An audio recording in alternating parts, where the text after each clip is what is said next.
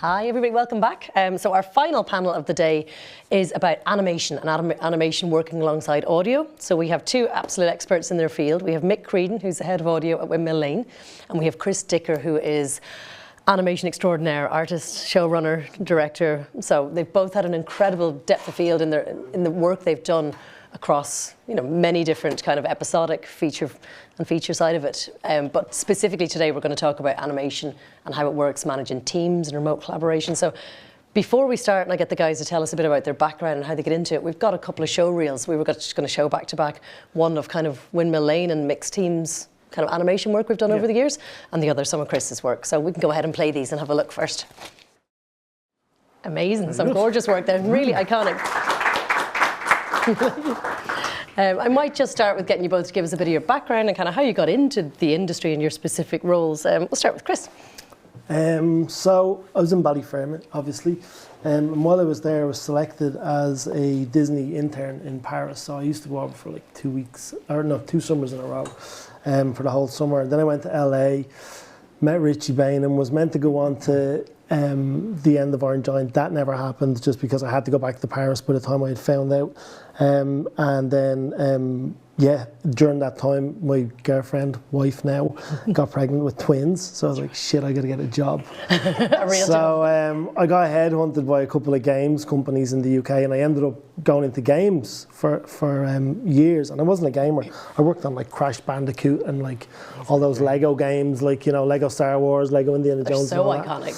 Yeah, they were big games, but I was never a gamer. I was always into telling stories, so I'd look after like the cinematic parts of the games and stuff like that, and lead animator and stuff.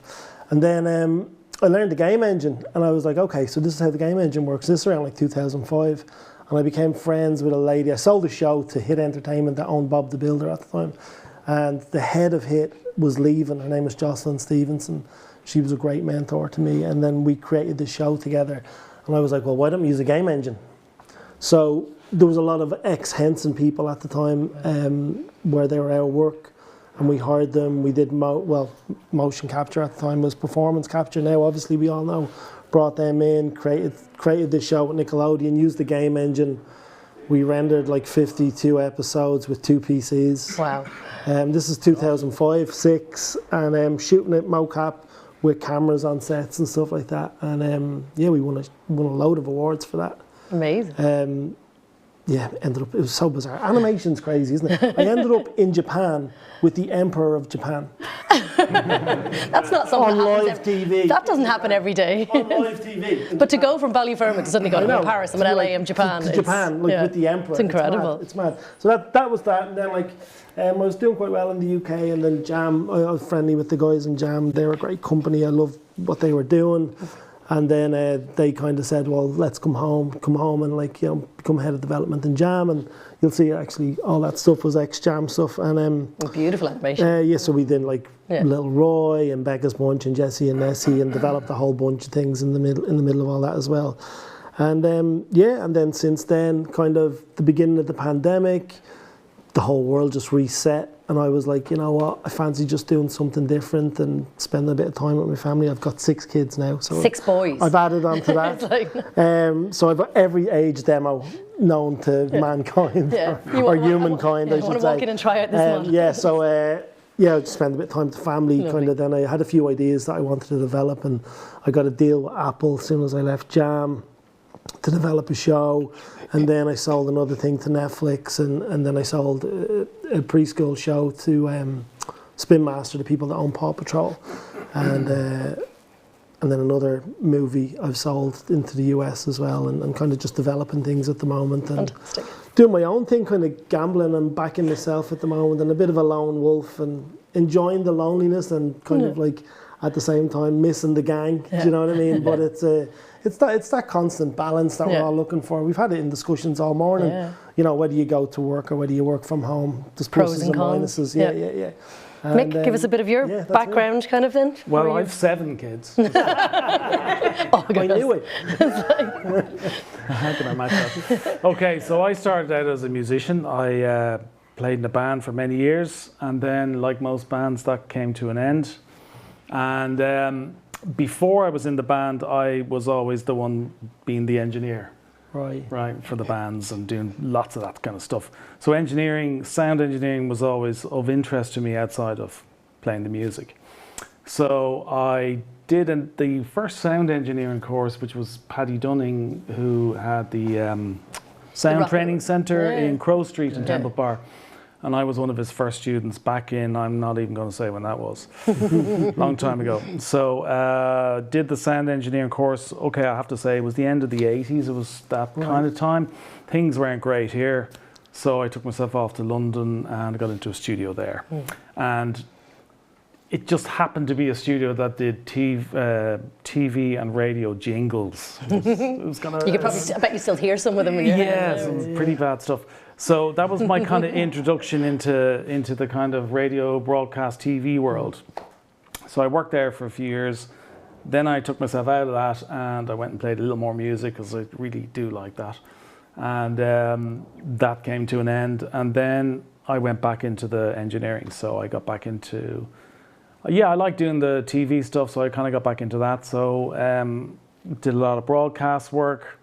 Had my own business for a couple of years around that, and then I joined Windmill about 10 years ago, and that opened up the doors then to the animations and that whole world. So it was a side of the business that kind of really grew. Windmill, animation, audio for animation, just grew so quickly. Like obviously, how many the Brown Bags and Boulders and all these fantastic, amazing companies that just had these 52. Yeah, I mean, animation was massive in those years, massive. Yeah. And like, as you know, and you know, we were fortunate we were able to work on a huge amount of stuff. A lot of stuff you saw there. Actually, it's mad seeing it all. And there's actually a huge amount more work that we were never allowed to put in a show reel because anything that was Disney related was never allowed in your reels. Yeah. So like at one point we probably had 10 or 12 audio guys just working graduates, on giving them working on machines, if that's of interest to any of you in the world of sound.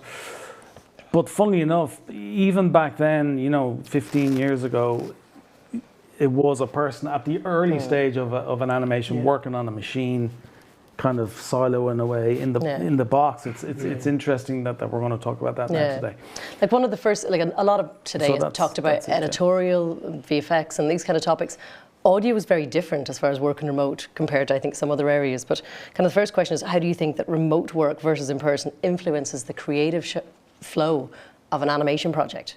So Chris, what about you first? Well, there's different stages of the project, as we all know. Like, when I'm creating a show, I like to go away on my own, and like I can't read around people like anybody. I'm like, when I read, I have to put like a hood up and noise cancelling headphones and sit in a dark room on my own.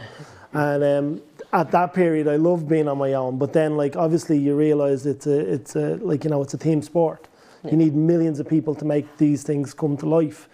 And I love the idea of being around people and stumbling across things that just make projects better. And I think it's really difficult to do that online. I think it's just so formal to begin with. Like, you're sending somebody an invitation to come and join you to have a chat. And it's like, that's kind of not the way it's done in when you're trying to create something. Do you know what I mean? Like, most times you've come up with your best ideas just locking everyone in a room and going, we're not leaving until we get this figured out.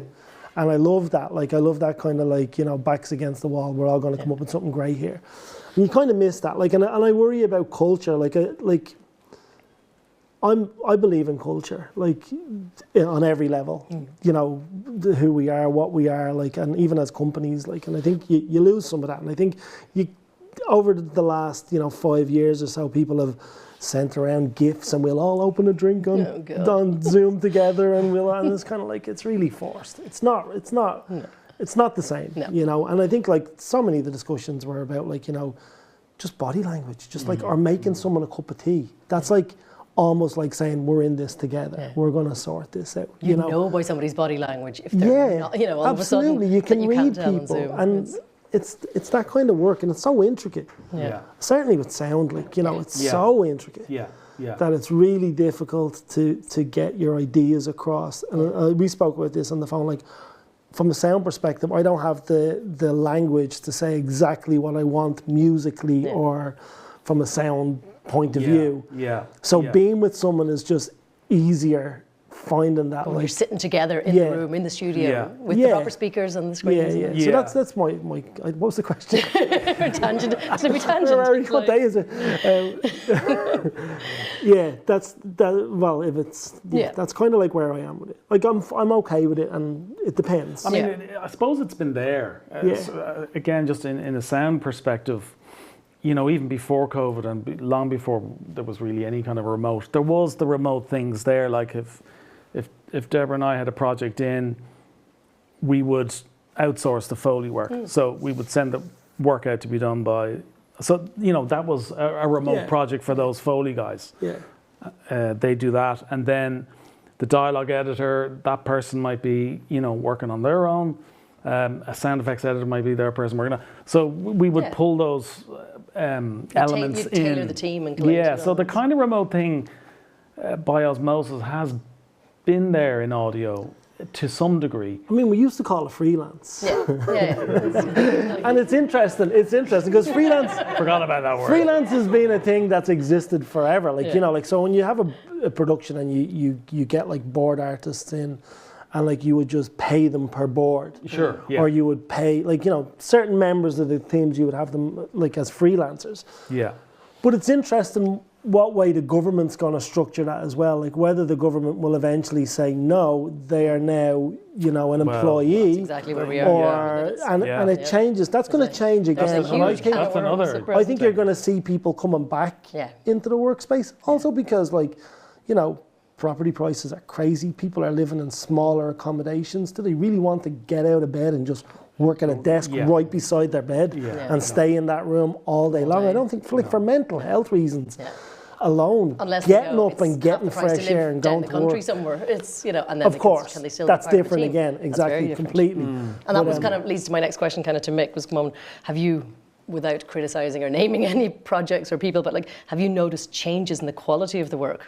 Kind of when you're collaborating with somebody remotely versus they're sitting in the studio beside you, they're taking their session into your room and listening to it on the speakers and working together versus everything being remote. Well, I mean, some things do get missed. I mean, if you're having to do online review sessions or Zoom sessions or Evercast sessions with clients, yes, there are nuances of the project that are going to get missed. Now, again, there is a process. So again, just to go back out to the suppliers that bring in all the audio to get you to that final stage, that's all been caught as it's going along, as that project's going along. So when we get all the Foley in and we get all the dialogue in and we get all the sound effects in, we would send that to the client and they would have a listen to it and they go, yeah, that's going in the right direction. Okay, we know what we need to do when we come in. That's if they come in. If they come in, then it's that very tactile environment, and we can all work through the final mix together, and everything comes together. But like with some of the projects you're seeing here on the screen, like the Disney stuff, the Kisazi stuff, all done remote. I think it was where was little things do get missed. Like a project like that, it was what clients were in South Africa. There was somebody else in LA. There was somebody else in Dublin. There was multiple. So there's absolutely little things missed there. And to answer the question, there is things that get missed when you're working remote. And Chris, from your side of it, speaking to like the creative direction, like how do you maintain that consistency? Well, kind it's in the creative whenever the teams are spread across multiple locations. And I was just doing a project with Thailand and Canada, and we had like. There's a cast of like young kids, like so like 4, 5, 6-year-olds, lots of singing in it and stuff like that. And honestly, Zoom couldn't cope. When we spoke about this, Zoom couldn't cope with the pitch of one of the little girls' voices. She was 4 years old. She's this amazing voice. At 4. But like I couldn't hear. It just couldn't come through. It was just dropping off all the time. And they're like, it sounds great over here, and I'm going, I've got to trust you. Like at that stage then, again, talking about building trust and building it up. And like, but the thing about for me was like, I never met the sound engineer, never spent time with him. So I'm like, I've got to trust you, but I don't know you, you know? And it's awkward. It's awkward. Like, you know, so it's not all perfect. For all the pluses, there is, you know, there's the odd small thing that just doesn't work. Yeah, I mean, I think the hope is that, or the will is that you get all the elements, be it your work or our work, And then at the end of the project, the people come together. Yeah. And there's been a language all the way through. You've been sending out, as I'm sure you do, you send out tests every week or every day. You make just an slower. image. You just can't react in real time. Like exactly. You're going to have to wait overnight. At the end of the session, I can hear it, but they're all gone to bed, or I'm going to bed. It's very odd. That is odd. It's just the odd thing like that. I suppose that's the other thing is working with international clients. If they're in America, for example, we would finish something 6 in the evening or 7 in the evening, send it off to them. They're not going to hear it until they get up 8 hours later, and then it'll be the following night before we get the feedback from them. How did you find that with the Canadian, Thailand kind of? Really well produced. I was about to say, how does your schedule lead to leave plenty of gaps to allow for that? Yeah. And we were just figuring out the show as well, so like it took even a little bit longer than usual, but it's just the way it is. That's unfortunate. And how important is kind of regular communication in that, and communication kind of to keep that up? Like, how do we? You're on calls all the time, constantly. I think that's one of the things that you have to realise, that like everything just takes a little bit longer. It's not as it's saving. You know, you're saving in one area where you're like, okay, we don't all have to be in the same room, but you know, you're still spending time, and that dead time in between where you're still waiting on answers. It's kind of a bit of a fool's gold. I don't know how much it actually saves you in the long run. Yeah, it's pretty much the same in audio. I mean, we got into a kind of a system where, you know, with Grimsburg, for example, all the clients were in a good example. California, were they? LA based, yeah. In LA, so you know, we you know, you couldn't just have a sort of an open-ended chat through. So, you know, every Wednesday we'll do the mix for each episode, and then we join them for a couple of hours, and like so. Yeah, it does find you find a groove, and it rocks on. You know, visually it's easier because like the tools are there. That like, so when we're watching an edit live, I can just draw over keyframes and, you know, talk to the animators and the directors and that, like, a lot easier. So visually it is easier. I just think sound is slightly a little. Like technically, you don't know that what you're listening to is exactly the same as what they're listening to. Like I'm looking at a picture, I can comment on an actual picture. It's very difficult with sound because of space. Yeah, I mean, at the very end when you're doing the final mix, there shouldn't really be any surprises at that stage. No, of course. Yeah, probably the same for yourself. You're colouring in the last little. Yeah, exactly. So all the little accidents have happened well before that point. Yeah. And where everyone is turning the same. It's usually kicking off, isn't it? It's trying to get everyone on the same page. Definitely. As you kick off. With, and then once it's rolling, all the toys are flying out at that point. Yeah. How do you think kind of the post-production, like audio, specifically the animation industry, has adapted to remote work? And like, I'm thinking of 2 specific examples. Like I'm thinking of you with the international client base in LA, and I'm even going back to kind of COVID years. You know, you can't do a majority of your work remotely. You can't be sitting at home in your bedroom like a lot of other people could. You had to be in the studio. You remember the COVID years of, there's my essential services letter, Mr. Guard. You know, I promise I'm the most important person that should be on the roads right now. Like that was your world. So how do you think kind of audio and the whole industry in general, you know, adapted to working remotely? Well, like we remember it, don't we? When we went into lockdown, our building was empty, bar 2 or 3, maybe 4 people in a big building. It was the only time you could pee with the door open. You had no problems there. But oh yeah, definitely. I told you not to tell anyone. So it was literally overnight. It was like Tuesday was a normal day in work. You know, there was 50 people in the building. Go to the Wednesday lockdown, nobody in the building. It was so that took a day. That took a couple of days to get. And your kind of role would have been rooms full of clients sitting in the seat behind you. You're at a mixing desk. They were there and literally yesterday. There was permanently a couch full of clients behind you. So the clients had bowls of sweets and all those left over. There was a period. That's the only reason why I go. We had all them. They're gone. They never came back. With the sweets, no, the sweets never came back. So it was you know, it was shoulder to the wheel, you know, and straight away to answer the question, we technically had to figure out how we're now going to communicate with our clients that are now stuck at home.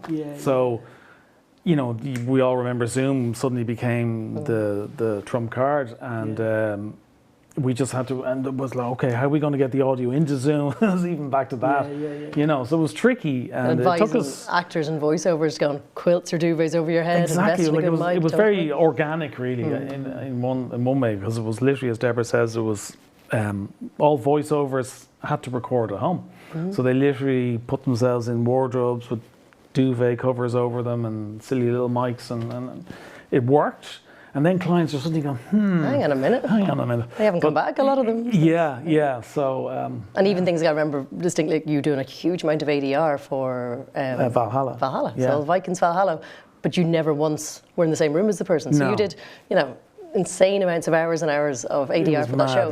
But you were never in the room with these 6-foot Vikings coming in. It was like, what, you were COVID tested, they came in, it was a no contact. It was insane. Booth, everything. So like the ADR would happen on a Wednesday and a Friday, so I'd have to get tested on the Tuesday and Thursday. Right. So I'd like to, somebody would come in every Tuesday and Thursday into Windmill. It's like, God.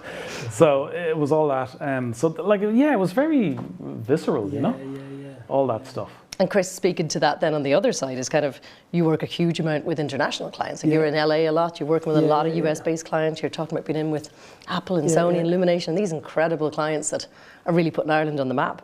Do you think that COVID and that whole remote, you know, side of it broke down those barriers that maybe they wouldn't have worked as much with Irish talent before? Nah, or you're one of the... I don't think so. I mean, like, for me it was always, actually it kind of slowed it down a little bit, you know, and the pressure of making sure that you retain relationships is so important. For me anyway, personally, like, is making sure that I can get in those doors to have those conversations. Again, just becomes more formal. Like, and really it's about going for lunch and having dinner with somebody and kind of a relationship, because I never see a show as, I don't really give a shit about ideas, to be honest. The idea is just a vehicle for you to have a discussion with the world, you know, and it's usually like during those conversations that you're talking about where your ideas are going and where they're coming from on a personal level, and like how you're going to use this show to discuss this idea, you know. So it's slightly different, like than you know, going in. I'm not one of these big, here's a show that's going to make you millions. It's like, it's more of a personal relationship that I have. Pitching a story. It's back to that Irish. We talked about it earlier. It, like, you have to tell a story to sell a story. Well, that's, you know, a lot of the editorial discussions came around telling a story and the Irish story. So that kind of, it did slow it down for me a little bit. I mean, as soon as I could travel to the US, I was on a plane straight over. And they're my friends as well. Like, that's the thing about it, is you build up relationships with these people, they become your friends. And I think then there's an awful lot of shifting happened then, you know, when COVID happened, post-COVID actually, then a lot of redundancies, a lot of people moving around. The industry became really just like kind of unstable, not knowing where you are. Your relationships are all over the shop again, and then you're trying to figure things out again. So it wasn't very positive. I can't think of many positives for other than like hanging out with my kids for 6 weeks when it was beautiful weather out, but and eating barbecues and hanging out at home. But after that, then that kind of novelty wore off, and it was like, okay, well, can we get back to work now? Can we get stuck in? You know? And what practical tools and technologies do you think has been beneficial for both the animation world and the audio post-production for animation, that kind of would allow for somebody to be in person or be remote, that kind of keeps it all running smoothly? Well, I mean, everybody had to react. I mean, Avid had to react for us. All the third-party plugins had to react, and they were quick. They were quick, and we tried to keep up, and we kept up, and we got the tools we needed to keep up. But it was all about communication and being able to mix and send that mix out there live. So that they can come back and give us feedback literally. Yeah, I mean, your reputation is massive. Like, Windmill have such a great reputation that you had that support network there. I wonder what it was like for smaller people or individuals. Did they have that like, you know, network of support? Well, that you guys had. A funny thing about that is it was actually smaller. It was actually easier if you were more self-contained. Okay. Because you're in a box and you can keep everything in the box in an iMac or whatever, a PC or whatever you're working in. Whereas a lot of our audio leaves the box and goes into other peripherals and other boxes and stuff. So it was to get the outside world back into the inside world and then back out. Yeah. There you go. The long way round. Yeah. And then, of course, they wanted it in 5.1 or they wanted it in 7.1, and it's like, oh God, how are we going to squeeze all that down? And then you give them a price, and they go, no, it's okay. Exactly. No, it's okay.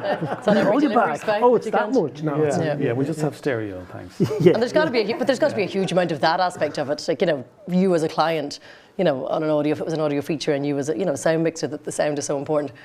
There's no way you could take a, Dolby 5.1 mix or a theatrical mix of something and go, I'm going to judge that on my laptop at home or on my iPad and what are the speakers like? No. And it did happen. We were sending out 5.1 mixes and clients were ringing going, all I can hear is like weird music coming out of it. I can't hear any of the voices. And they're going, what file are you listening to there? What are you I listening don't know. to It says something about a 5.1 and it was a 5.1, but they were listening at the laptop. Yeah, and it was just music or just sound effects or something. Yeah.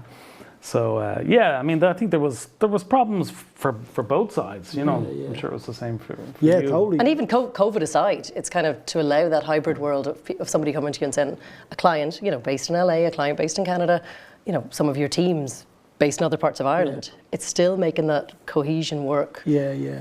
To be able to, for the project to run both creatively, technically, with deadlines. Yeah. And like, so you guys like. I'm asking questions to you now. Sorry, Deborah. Turn that back on you. But so like, when it comes to like Section 481 and like raising finances in Ireland, a lot of Irish production companies use the likes of you guys. So have you noticed post-COVID people coming back into the studio more from the Irish perspective, like not the international clients, but like Irish clients? Would they come back in, or culturally now has that gone?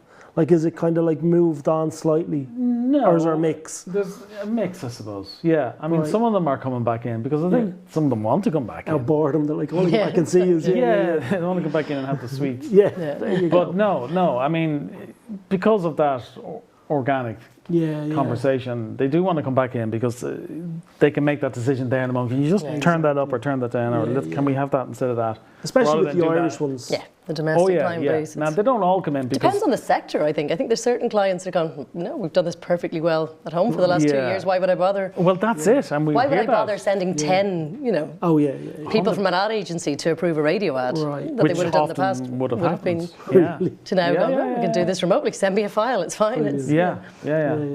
And of course, with loads of people moving out of the cities and buying houses rurally and getting their broadband and doing it that way, they're not going to leave their house in Tipperary and come up to Dublin and approve an ad. It completely depends on the project. Like if you look, it does depend on the project. Owen was talking about Kin earlier. Like we would have done all the sound on that. Mark, our colleague, would have done all the mixes.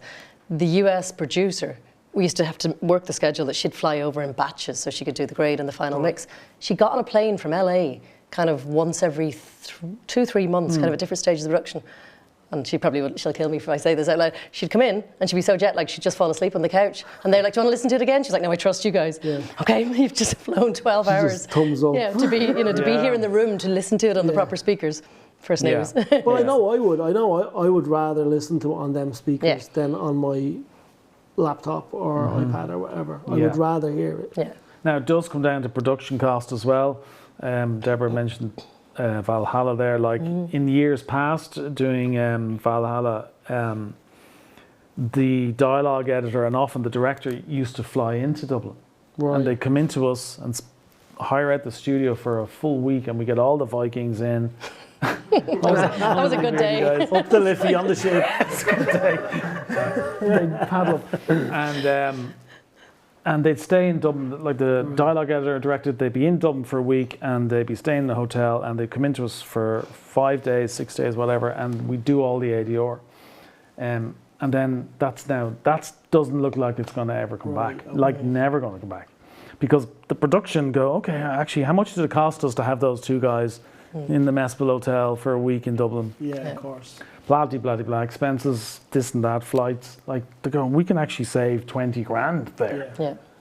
You know? And I think that's going to continue. Yeah, as budgets get cut, definitely. Definitely. That kind of answers my next question. It was very much going, do you see this remote work or a hybrid version of it as a long-term model for animation and kind of post-production, or is this a temporary shift that we're going to get back. You slightly answered that. I think we're going to find it's going to settle. It's like the pendulum, isn't it? It will settle. Yeah. I mean, it's going to be Chris hybrid. Is pausing, I don't know because I don't think it's hard for me to say what somebody that's 19 or 20 wants to do. Like, and I think like there's so many factors that that has nothing to do with the work. Yeah. Do you know what I mean? Like it's personal things. Like of course. I think like you learn more being around people, and I like the whole thing about going to college is like finding your tribe. Mm-hmm. And like for me, it was like growing up where I grew up in Dublin, like, you know, finding people in college and people in this industry like-minded. We're like-minded. Like I've still got all my mates outside of it, but like, you know, finding like-minded people that liking the same thing as you do. Yeah. It's a bit weird that like you know that they're all out there, but you never meet them or you never have a drink with them or you, like I just can't get my head around that. Like, and I think, yeah, okay, maybe you want to do one more day at home, work from home, like one day a week or maybe twice a week, but I can't see it.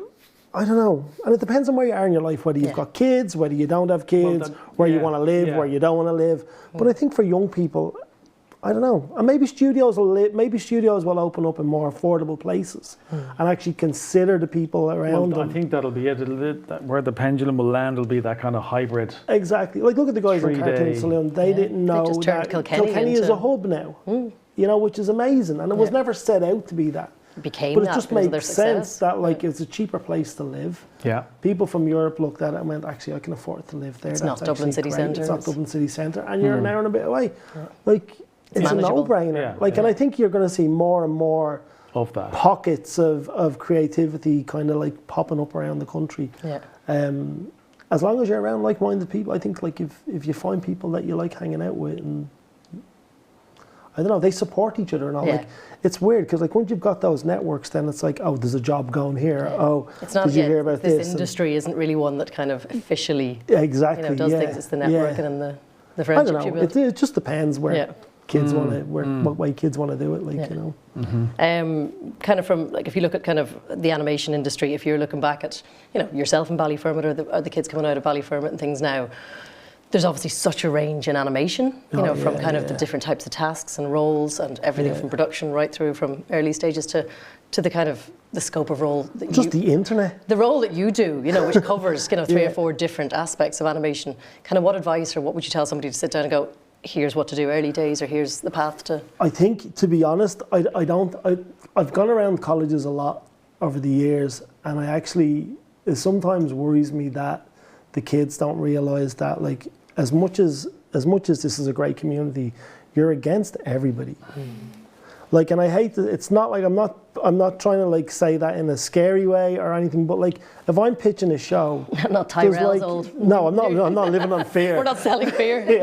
No, but like the reality is like if I'm pitching a show, there's like 100,000 other people pitching a show, and there's probably 2,000 of those people with the exact same idea as me. So like, why is somebody going to give it to me instead of the next person? Like I've heard some of your ideas. There's no way they're the same as any of somebody else. I know. No way. There's not even one other person with the same idea. No, but like I sold the show to Amazon when I was with Jam, and it was so funny. Like we were in Annecy, and we were in a queue to go in somewhere in Annecy, and I heard this guy in front of me telling his friend about an idea he had that he was working on, and it was the exact same show I had just sold to Amazon. And like it's in the air. These things, I don't own the ideas. They're just there. Like I said, they are just a vehicle for our discussion. But like that's the thing about this industry, and I would love kids to understand that like you have the internet now. You're like, look at all the French students that France is producing. Look at the Canadians, the Americans. Like you have to up your game. You have to like use everything at your disposal. And I would say like the great thing is, and I'm really excited about like YouTube and TikTok and all those different kind of platforms because I'm inspired by the kids. Like I'm learning from that generation going like, these guys aren't waiting around on financing and funding and like moaning about like, the grade. They're just going out there and making shit. Just get on with it. It's so inspiring. It's punk. Yeah. Like going back to music. Back to Mick's early days. It's like get a guitar and get a drum kit and get on the stage. Get on just with fucking play it. Yeah. And that's what those kids are doing. They're making punk TV or punk content, whatever way you want to call it. Yeah. And it's really inspiring, I think. And I think, I just think the future's bright. Like, but it's like they're against everyone, like, and it's pretty obvious these days. Whereas when we were in Ballyfermot, we just lived in this little bubble. And like we had nothing, like there was no internet, like, so like we had model sheets. Does everyone know what a model sheet is? No. Nope. In animation, a model sheet's just like a piece of, well, it's a paper, obviously, but it's like with the characters drawn in different poses. We only had the Don Bluth model sheets. Like nowadays you can go online and see every art of and like amazing designers and all that. Like it's just amazing. It's like with music, I'm guessing the exact same. Like you get to like that Paul McCartney, Rick Rubin and Paul McCartney on Apple, and he's just dissecting the Beatles music. Come on, that's amazing. It is, it's the coolest thing. You know, just like seeing it like happening, like I don't know, it blows my mind. The amount of information out there at the moment, really exciting, and I think there's no excuses to go and make things now. Yeah. But it's make stuff and then... And I think our industry now is like making excuses. And I think we talked a lot earlier about kind of finding mentors, like getting involved with the groups, getting involved with the guilds, those kind of things. The Irish animation industry just feels like it kind of supports each other. Yeah, it's great. Like, it's really, really good. I mean, it's a great industry, to be fair. Like, especially the kids' business, I know it's not as cutthroat probably as probably some of the older entertainment, old school way of doing things, but there's great people out there, and people are always willing to help each other. That's the thing. Like, and getting out and meeting people, and nobody cares. Just say hello. Do you know what I mean? Like, honestly. So yeah, sorry. Go ahead. No. I just keep talking. No. It's all good. So you're no to remote then? Yeah, it's like no, straight. Well, I'm no to old ways of doing things. I'm all for the future, and I think I'm excited. Like, I'm learning more, I think, from the young people that are making content now than they're going to learn from me. Yeah. That's the reality of it, you know. And Mick, what about on the audio side of it, kind of, looking at some of we talked a bit about earlier this morning about, those traineeships, those runners, those interns, they're gone. Yeah. You don't have a chance for somebody to sit beside you in the room anymore. What would you advise anybody getting into audio now? Like, what's the easiest way to get in and cut your teeth? Well, what we've noticed since COVID, really, because up to COVID, that was really the way it was all done. People would come in and work as runners in the facilities or wherever that was. But what we're finding in the last couple of years now, we're getting lots more CVs in, and they're asking, can they come in and spend 2 weeks in the facility and see how it goes. I suppose the runner thing was great because they'd be in the facility for a year, and it was a lot more. It was just easier. They could come in and sit in the room. There was no real formal, emails and setups and all that. It was just, can I sit in with you for half an hour? Just I have a half an hour. Yeah, cool, absolutely. Pull the chair up. I'm on my own, and we'll chat. It's an apprenticeship, essentially. It is. Yeah. Whereas now it's the CVs have to come in, and then we have to try and facilitate it, which we're very happy to do.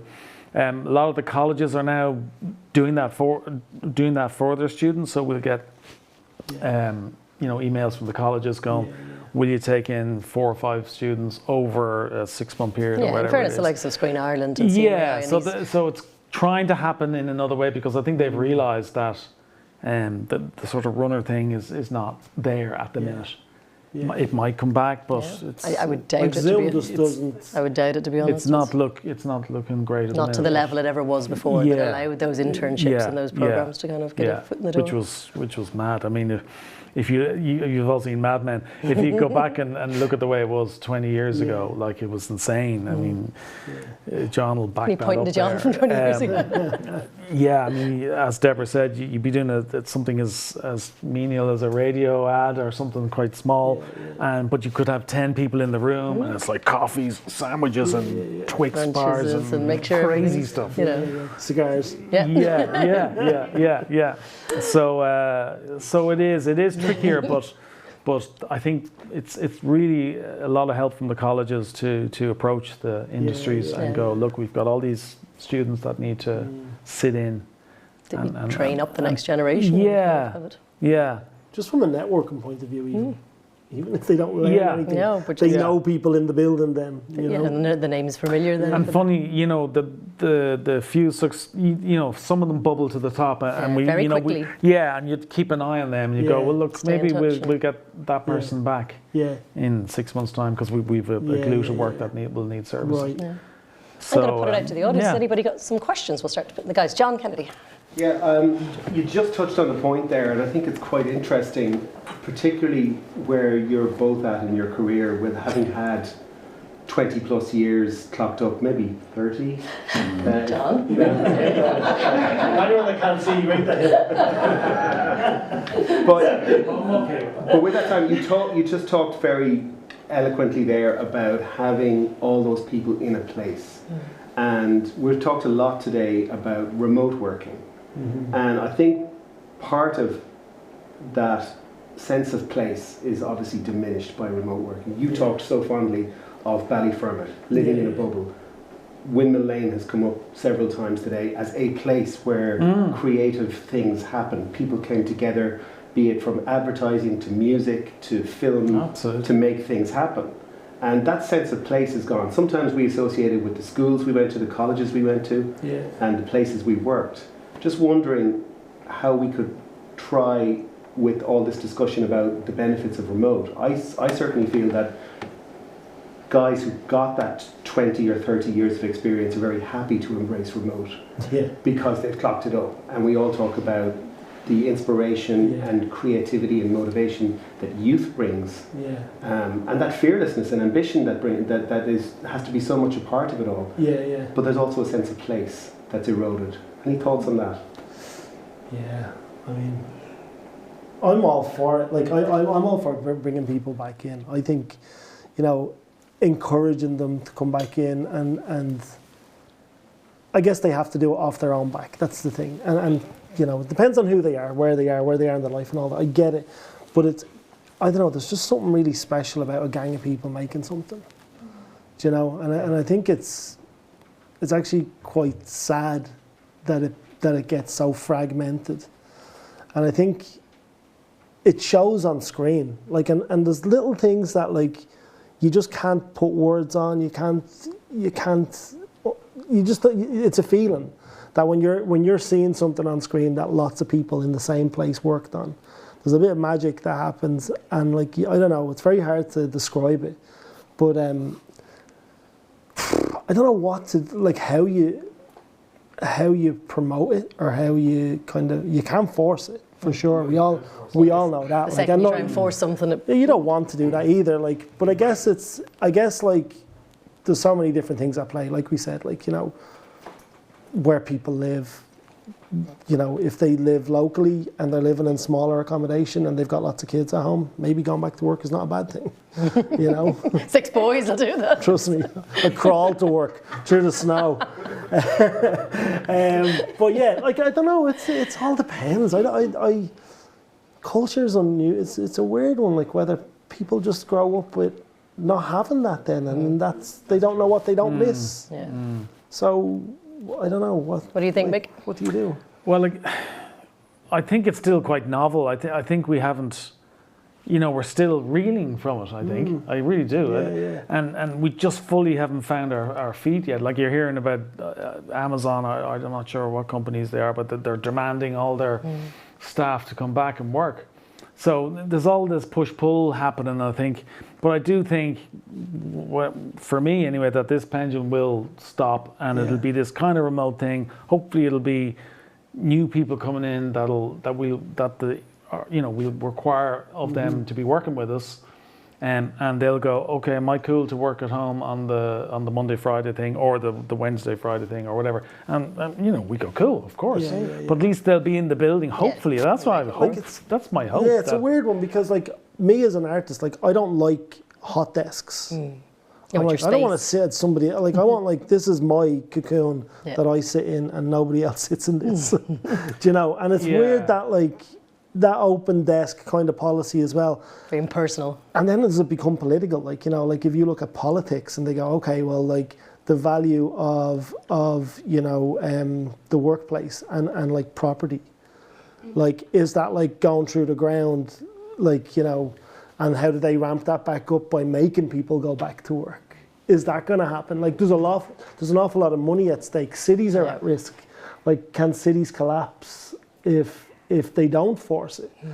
And will the value of property tank? And then that's like a bigger problem for society. Yeah. So, I don't know. It's kind of out of our hands, I guess. It's trying to create a good environment. I would say, like, you know, it's like that pub like you're in a pub and you see a table full of people that are having the best night ever.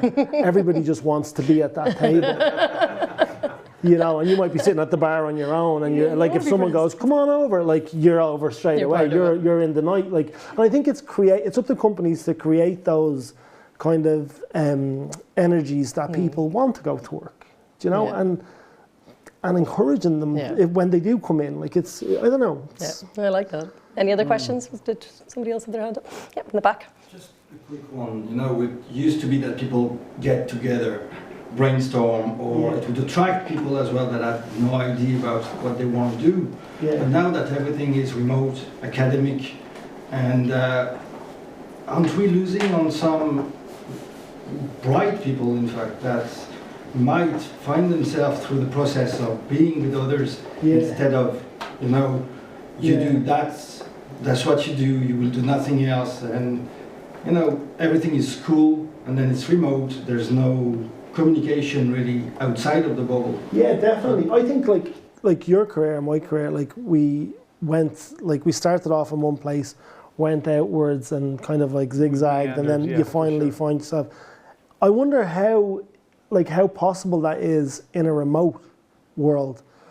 Is it easier? I don't know. Maybe, I don't know. How do young people find that? Like, is it easier to kind of like find your way easier? I don't know whether it is, because like you're constantly, you're meeting less people, and you're having less little conversations, not even about work. Yeah, we talked a huge amount about this industry being about network and a community and knowing people and getting those apprenticeships and those.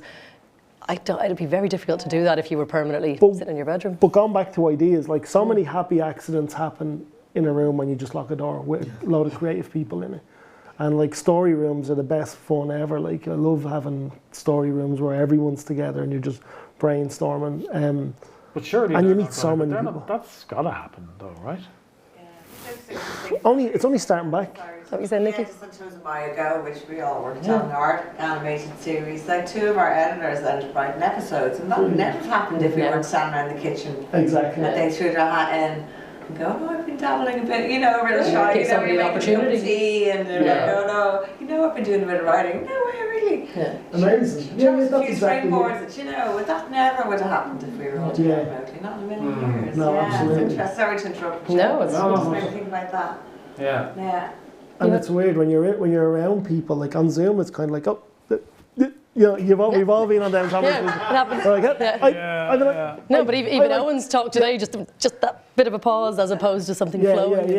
Like the best point ever with your camera, with your microphone. Damn it. But that's a perfect example, Nikki, like of people just writing that. You know, you never even kind knew. Of workshops. Yeah. But then on the flip side, then you've got like a lot of people that are kind of like embarrassed in rooms or shy or reserved, and I guess sometimes Zoom works better for them. So I don't know. I don't think there's going to be any silver bullet that like sorts out everything, and we're going to be going one way. But it just depends on the talent, really, doesn't it? You had a question.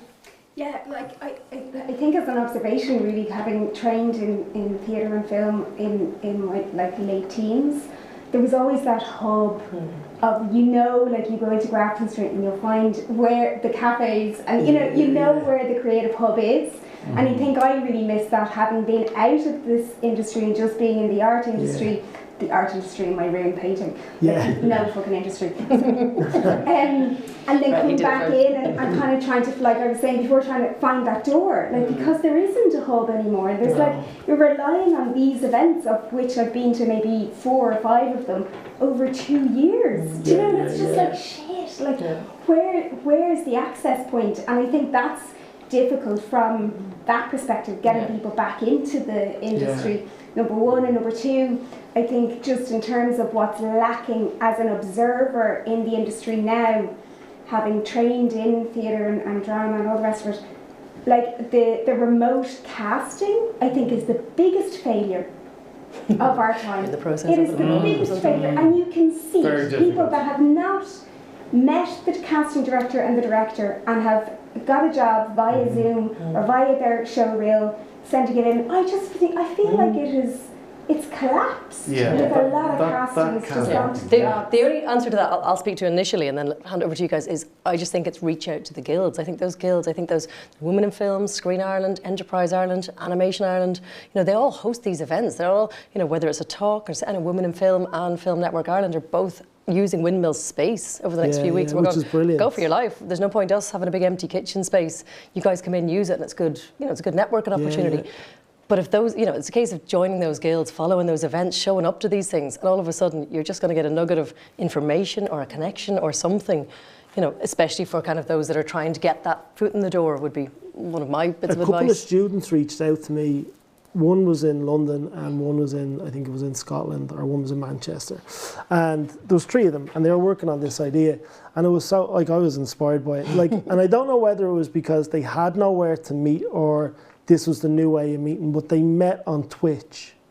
And they were all having this conversation. Am I showing my age? What's Twitch? I was afraid to ask. Need to get down with the kids. Sorry. But they met on this. They met on Twitch? this digital kind of playground essentially, where they were all hanging out, and all of a sudden they. It's not a dating app, is it? No. Okay. No, it's not. But they met there, and they start developing this short film. And it was weird because it felt like, even though it was a great place for them to meet and something to spark, which is amazing, which would have happened in a pub or a club or whatever years ago, but that they had their new place. But then they got to the stage where they were like, okay, but now we don't know what to do next. And they didn't, so it's kind of like they kind of have somewhere, but at the same time, I'm saying this, I'm totally contradicting myself. They still have YouTube and TikTok and all these other great places to just go launch careers from as well. So I don't know whether it's the end of one culture and the beginning of another one. Do you know what I mean? And I think we need to be really adaptable to not be stuck in our ways as well. I'm really aware of that as well. I don't want to be. But just to go back to what you're talking about there, I mean, I think colleges and education platforms, really have a lot, to do and help there. Like if you've got directors and actors and musicians all going to college doing something in that line, that a young director, well, I may as well use the young musician to do the music for my film. So hopefully that's still going to happen. Or there's an actor, let's get her in. Do you know what I mean? There's the director. There's the synergies, isn't that the word? Are they gone? I mean, or are they just in a different place? Are they just in a different place? That's the thing. Right. That we don't know about. You know what I mean? But these synergies have to be happening in colleges, right? Well, the thing is, there's online colleges now, and there's online courses, and it's not just a traditional sense of being on a campus of education and in one place either. So, I don't know. It's a fascinating time. I would just say there's no rules. Just go out and make shit. I like it. Probably one last question, anybody? Or are we kind of... Just on that point there. So obviously we're here in a School of Art here at the moment, and that synergy is happening now. Great. It took a massive hit during COVID. I remember the day that everybody got the call, we were all closing down. We had students ringing parents to bring their cars in so we could load computers into the booths for the filmmaking students so they could continue to edit at home, because we didn't realise how long we were going to be out for. But that group that broke that particular year, they were very engaged, and because they had that massive experience of being together all of the time. Every group after that, for about maybe 2-3 years or more, that synergy didn't happen, the connections didn't happen. It was very, very. Do you think there's a complacency?